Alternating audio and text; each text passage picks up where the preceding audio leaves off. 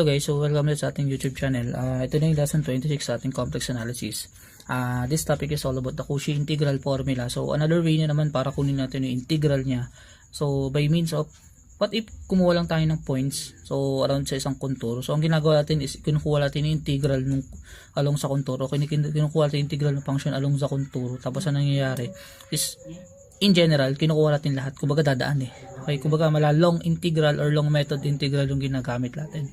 Okay, ngayon, so may other way tayo para maganap yun, which is ganito. If f is analytic everywhere, so pag sinabing analytic everywhere is continuous siya throughout dun sa domain na binigay, and on a simple closed contour or positively oriented, if z naught is an element of z, then 2 pi I f of z naught is equal to integral of f of z dz over z minus z naught along the z. So closed integral. So this is closed integral kasi nasa closed curve siya. Integrate ko siya kaya bilog yan. Okay, so closed curve integral siya. Okay, so meaning ipoprove ko muna yan para patunayan. So ito lang yung gagawin.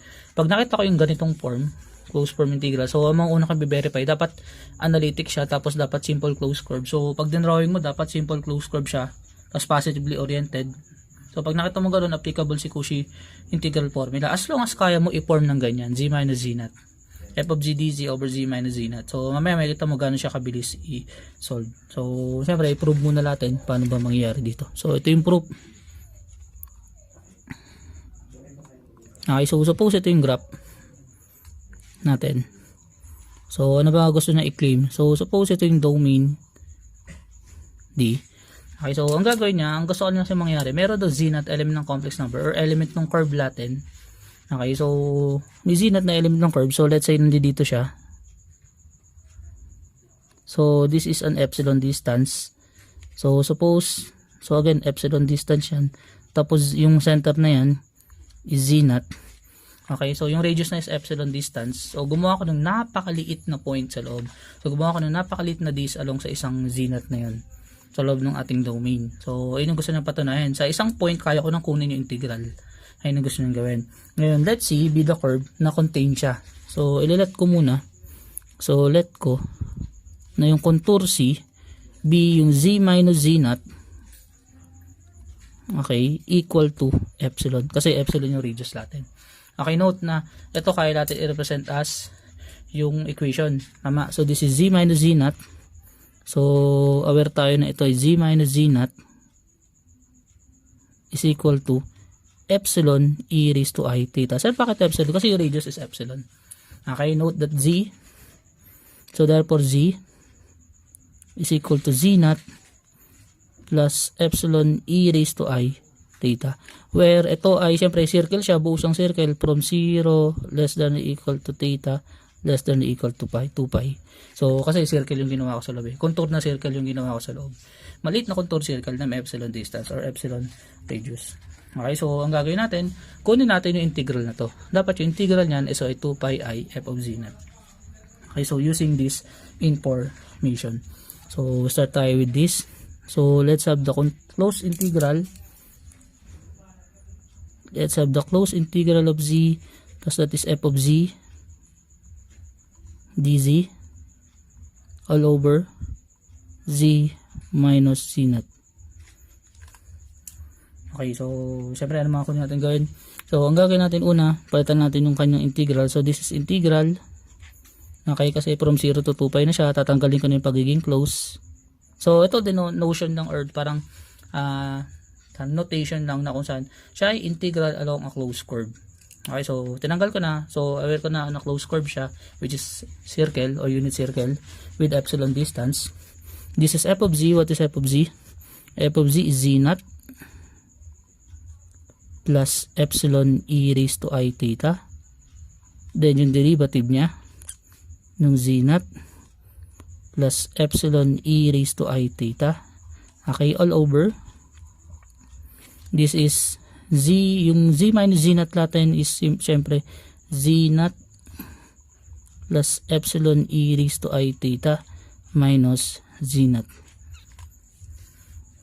Okay, so next is syempre integrate natin to, then multiply. So aware tayo yung z naught is a constant kasi radius siya, ay center siya, so alam natin constant siya. So pag dinerivative natin siya, 0 lang siya. So literal pag sinimplify natin to, this is equal sa integral from 0 to 2 pi. Yung sa taas is just copy z naught plus e raised to I theta. Then derivative nito is 0 yung z naught, then ito ay epsilon I e raised to I theta, then d theta. Yun yung differential sa taas. Then this is cancel yung z naught, aware tayo doon, so this is only epsilon e raised to I theta. So note na may mga cancel tayo dyan. So itong part na to, literal cancel, may matitira na lang I doon. So obviously labas ko na yung I. So ang mangyayari, ilalabas na lang sir yung I, then integral from 0 to 2 pi nung z naught plus epsilon e raised to I theta. Tapos na-cancel na kasi yung epsilon e raised to I theta, kaya then dito ay d theta. Okay, so next is syempre problema pala natin yan. Oh, by the way, may problema sir. Yung f of z, hindi siya yan. Okay, yung f of z na yan, mismo ito yan. Ito ay f of z naught, tapos f of z naught. Sorry about dyan. So, yung f of z, pinatan ko ng z naught plus epsilon e raised to I theta. Ayan lang siya. Tapos ayan lang siya. Okay, so hindi nawala yung pagiging f. Buti nakita ko. Okay, so next is, ang gagawin natin, pwede kong kunin yung limit since ganito siya, since aware ako na siya ay continuous everywhere. So may property kasi si integral na pag yung integrand niya is continuous everywhere, meaning analytic everywhere, or meaning differentiable everywhere sa loob ng domain sa real number. So applicable din dito yan. So pag pwede yan, ang pwede mong gawin, pwede mong kunin yung limit ng buong yan. Okay, so pwede kong i-apply yung limit sa mismo integral as long as continuous everywhere siya, kasi mag-i-exist yung integral eh. Okay, so applying the limit, so this is equal sa I limit of, so ang gagawin ko as epsilon, so since epsilon ang anin ko, so this is as epsilon approaches 0 nung integral nung f of z naught plus epsilon e raised to I theta d theta. Okay, so next property nga is yung limit pwedeng pumasok sa loob ng integral, in which kukunin ko na yung limit ng f ng function. So this is equal sa from 0 to 2 pi pa rin to, sorry.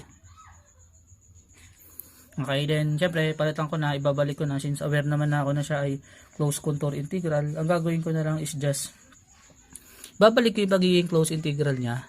So ang gagawin ko, this is just equal sa I integral or closed integral along C. So aware naman ako yung C na yan is from 0 to 2 pi. Kasi kukunin ko na, i-evaluate ko na lang is yung limit as epsilon approaches 0 nung f of z naught plus epsilon e raised to I theta d theta. So one property niyan, syempre as epsilon approaches 0, this approaches 0. Okay, ulit na, as epsilon approaches 0, this is approaches 0. Okay, so meaning ano mangyari dito? So this is just equal sa I close integral from 0 to d ng apply ko epsilon, so this is f of z naught plus 0 e raised to I theta d theta. Okay, then syempre ginawa ko lang close. Kaya ako yung ginawang close kasi pinasok ko yung limit. Ang ginawa ko, pinasok ko yung limit, kaya ginawa kong close integral muna. So para aware na close integral pa rin yan habang kinukuha ko yung limit. Since nahanap ko na yung limit, ibabalik ko na yung ating boundary. So this is I integral from 0 to 2 pi nung f of z naught na lang. Then d theta. Okay, next. Since pag kinuha ko yung integral nito, since f of z naught is just a function or parang assuming variable siya, so that is simply ganito mangyari. This is simply I, this is f of z naught, this is theta. Then yung boundary from 0 to 2 pi. So again, integral ng f of z naught d theta is f of z naught theta from 0 to 2 pi. Then papalitan ko lang dyan yung theta. So this is simply equal to I, then f of z naught multiplied by 2 pi, okay, minus f of z naught multiplied by 0, in which this is just equal sa 2 pi I f of z naught. So saan ulit equal to? Ito ay equal dito. So may I dito, sorry. Okay, so therefore we conclude that 2 pi I f of z naught is equal to the integral or the closed integral along the curve C of f of z dz over z minus z naught, and this is done. Okay, so next is the extended Cauchy integral formula. So again, ito lang gagawin natin. Kunyari meron ako integral. Ang goal ko lang, kailangan ko lang hanap yung f of z tapos yung z minus z naught. So pag nahanap ko yung z minus z naught, identify ko lang ano yung f of z. Kailangan ganito yung form. So kailangan mahanap ko yung, so identify ko lang yung f of z, identify ko lang yung z naught. Afterwards, substitute ko doon. That is 2 pi I f of z naught. Yung z naught papalit ko sa f of z, tapos tapos na. Ganun lang kasimple. So basta ma-form ko siya na ganyan. Siyempre, before ko magamit yung Cauchy integral formula, dapat aware ako na yung curve o yung contour natin is a simple closed contour or simple closed contour curve, tas positively oriented. Okay, so before natin magamit yung Cauchy integral formula. The next is the extended Cauchy integral formula. That is f raised to n z naught, tas yung n is nth derivative, meaning kung ilan siya. So meaning kung ilang derivative siya. So that is equal sa n over 2 pi I closed integral ng f of z dz over z minus z naught n raised to plus 1. So meaning pag inayos natin konti yan, so dapat this is 2 pi I, so this is 2 pi I f n derivative of z naught all over n factorial. Sorry, dapat n factorial yata to. Okay, so ito ay n factorial nga. Okay, this is integral nung f of z dz, then z minus z naught raised to n plus 1. So ito naman yung cases naman, yung z minus z naught ko is raised to n plus 1. So ang gagawin ko, kunyari z raised to 4, gagawin ko z raised to 3 plus 1. So where n ko is 3. So meaning third derivative kukunin ko. Kasi kailangan, kasi ganun eh. So ang gagawin ko, z minus z naught raised to n plus 1. So kunyari nakita ko z minus 1 raised to 4. Kailangan kong gawin ganito, z minus 1 raised sa 3 plus 1. So ano yung n ko? N ko is 3. So, meaning third derivative tapos papata ko itong 3 factorial. So third derivative bago ko palit yung function na z naught o yung kanyang value na z naught. Okay, so hoping na maintindihan mo. Ganun, same pa rin sila ni Cauchy integral formula. Hanapin ko lang sa f of z tapos yung z naught. Tapos kaya ko nang gamitin yung Cauchy integral formula. Okay, so let's have example. So let's see, denote the positively oriented boundary of the square whose sides along the lines x is equal to positive and negative 2 and y is equal to positive and negative 2. So syempre i-check natin kung siya ay closed contour tapos positively oriented bago natin i-apply yung Cauchy integral formula sa extended Cauchy integral formula o yung Cauchy extended formula. So pag dinrawing natin or ginrap natin yan, let's say ito to, since positive and negative 2 na x, so probably nandito yan. So nandito si negative 2, nandito si positive 2, tapos nandito si negative 2i, tapos nandito si positive 2i. Okay, so literal pag ginawa natin siyang square, so since sabi square, so assuming na square to, assuming na eksaktong square yan, tapos positively oriented, so meaning yung graph o yung direction is ganyan. Okay, so at least tama. So alam natin siya ay simple closed contour. So kaya nga sinabi simple closed contour, so usually mga square, mga triangle, mga ganun. Then sabi niya closed contour siya kasi nga kung saan siya nag-start pwede bumalik doon. Okay, then pwede natin apply dito yung ating Cauchy integral formula. So pwede din evaluate yung mga integral as long as ganito. Okay, so ano ba goal ko ulit?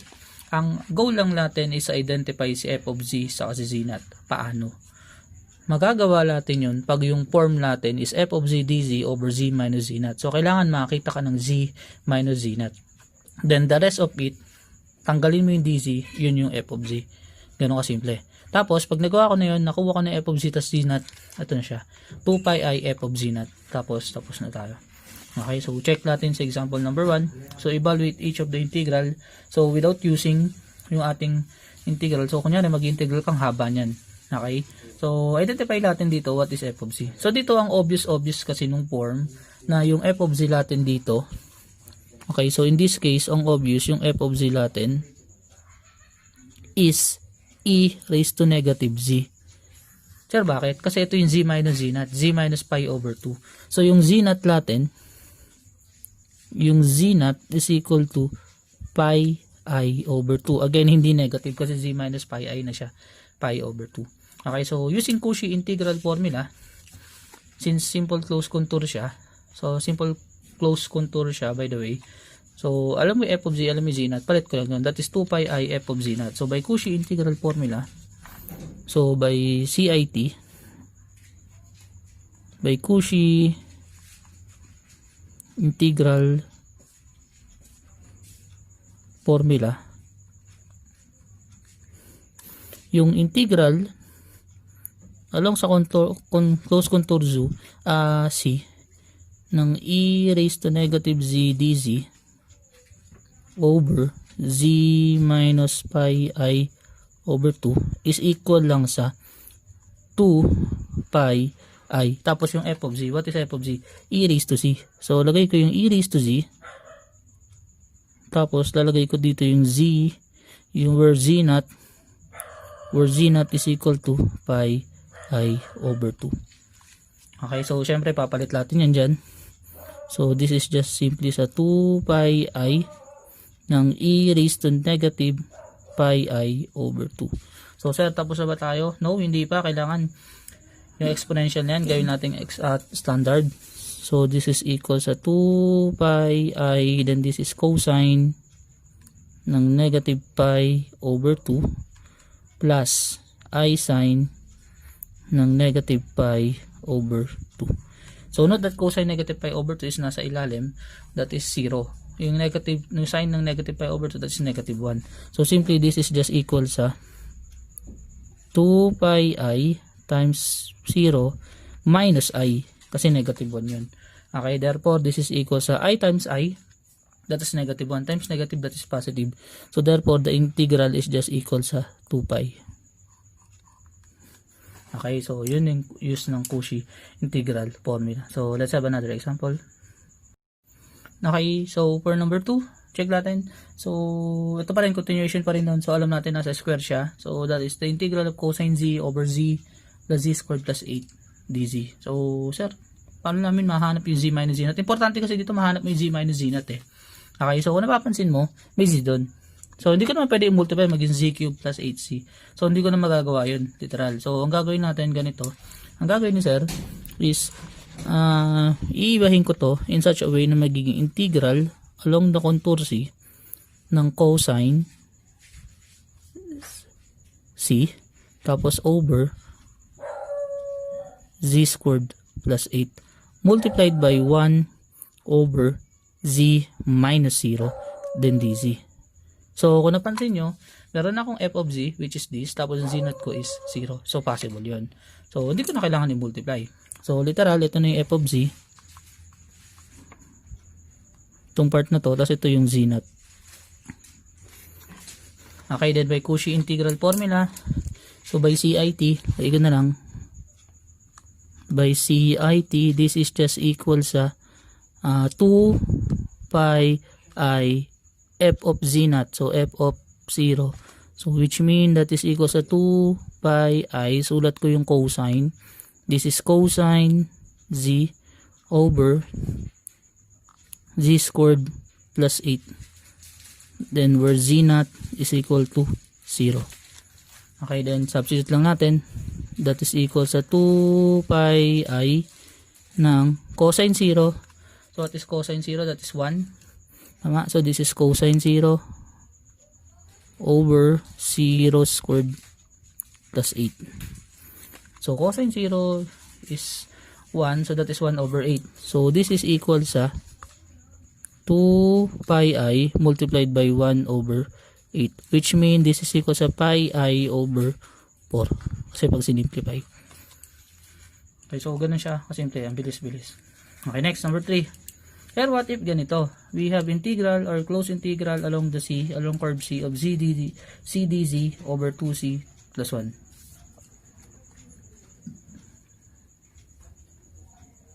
So, kung napansin mo, wala tayong nakikita na z sa ilalim. Meron 2z. So, ito yung gagawin ni sir. Ang gagawin ko i-divide ko by 2 yung 2z. So hindi lang siya para maging z. So pag dinivide ko by 2 to, i-divide ko rin to by 2. Syempre i-divide ko rin by 2 yung z. Okay, so literal, lahat ng term ng ating integrand i-divide ko by 2 para maging z lang to, yung 2z.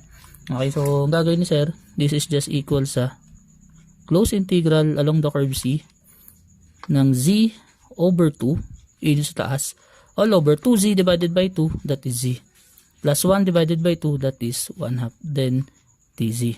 So hindi pa natin nakikita si z naught, so ayusin ko pa konti. So this is integral ng z over 2 all over z minus negative 1/2 of dz. Okay, so which mean ano yung f of z? F of z is equal to z over 2 and z naught is equal to negative 1/2. Okay, so by CIT again, pwede ko nang gamitin. So by CIT, this is just equal sa 2 pi I of f of 1/2 or negative 1/2. Kasi negative 1/2 yan. So which mean this is equal sa 2 pi I ng z over 2 ng z naught is equal to negative 1/2. Okay, so this is equal lang sa, this is pi I na lang kasi mawawala yun kasi 2 divided by 2 cancel na lang yun, then yung z papalitan ko lang ng negative 1/2 which is equal sa negative pi I all over 2. Okay, so next is application, yung number 4, application ng Cauchy integral formula. So again, recall lang natin what is the Cauchy integral formula. The Cauchy integral formula is 2 pi I f n derivative of z naught over n factorial. So bakit ko nasabing Cauchy integral formula siya? Kasi yung z ko sa ilalim is naka-raised to 4. So literal, hahanapin ko muna yung z minus z naught, tapos hahanapin ko yung n plus 1 para mahanap ko what is the value of. And so rearranging this term, so we have integral along the z ng cosine o cosh of z dz. Okay, all over, this is z minus 0 raised sa 3 plus 1. Okay, kasi yung naka-raise to n. So, kailangan ko maging n plus 1 siya. Kasi yun yung sabi ng formula. Kailangan maging f of z dz, z minus z naught, n plus 1. Tapos, ang nangyari, kung ano yung n ko, yun nilalagay ko doon. Tapos, n, f raised to 3, that's third derivative, plus 3 factorial. Okay, so, ito yung gagawin natin. For n, lalagay ko ng f of z. Where f of z simply is equal sa cosh of z, then yung z naught natin is 0, then yung n natin is just 3, hindi 4. So yun yung dapat tandaan nyo dito.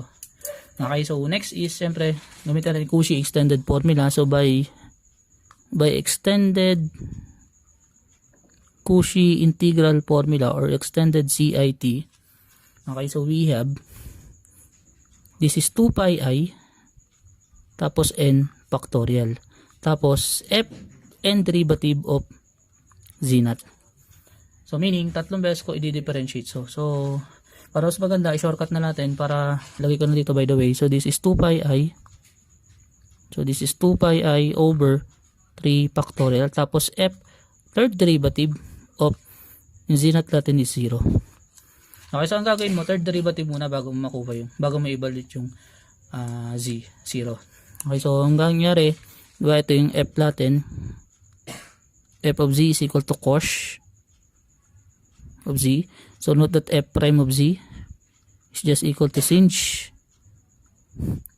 then f double prime of z is equal to cosh, then third derivative ng f of z is just is equal to sinh.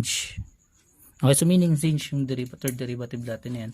So this is equal sa 2 pi I, this is 2 pi I over 3 factorial, that is 6. Then this is sinh, no? This is sinh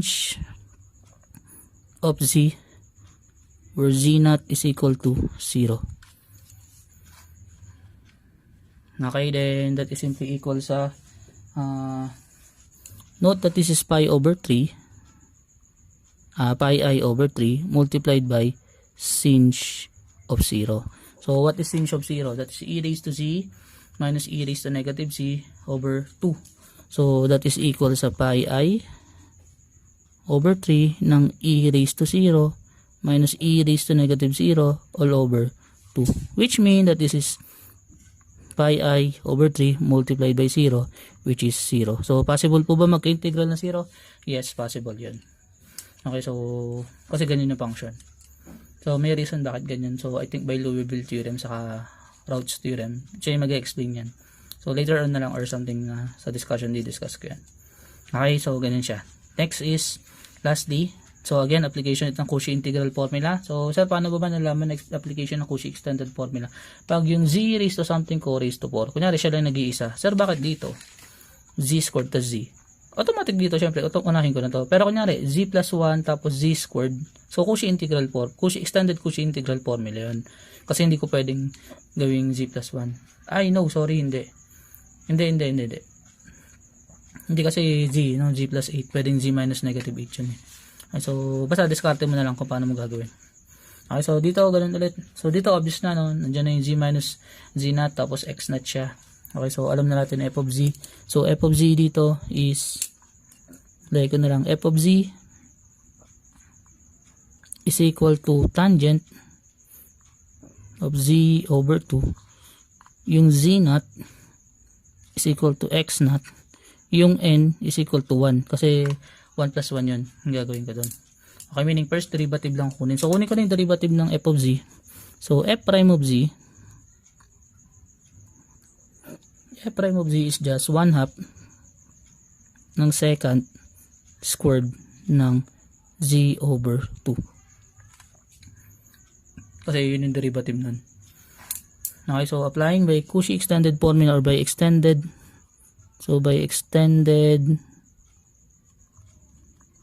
CIT.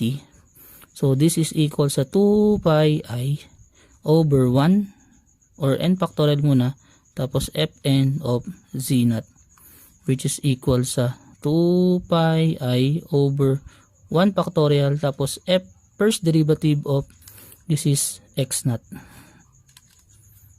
Okay, and that is equal sa 2 pi I na lang, then this is simply 1/2 secant squared ng z over 2 tapos z naught is equal to x naught.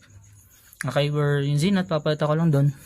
So this is just equal sa 2 pi I multiplied by 1/2 secant squared ng x naught over 2.